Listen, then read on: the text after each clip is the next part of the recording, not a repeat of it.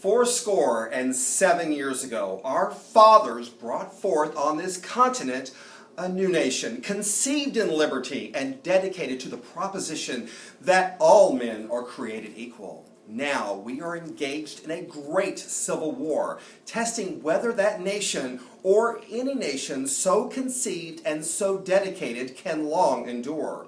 We are met on a great battlefield of that war. We have come to dedicate a portion of that field as a final resting place for those who here gave their lives that this nation might live. It is altogether fitting and proper that we should do this. But in a larger sense, we cannot dedicate, we cannot consecrate, we cannot hallow this ground. The brave men, living and dead, who struggled here, have consecrated far above our poor power to add or to detract. The world will little note nor long remember what we say here, but it can never forget what they did here.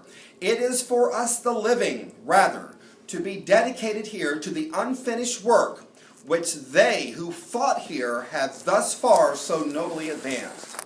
It is rather for us to be here dedicated to the great task remaining before us, that from these honored dead we take the increased devotion to that cause for which they gave the last full measure of devotion, that we here highly resolve that these dead shall not have died in vain, that this nation under God shall have a new birth of freedom, and that government of the people, by the people, for the people, shall not perish from the earth.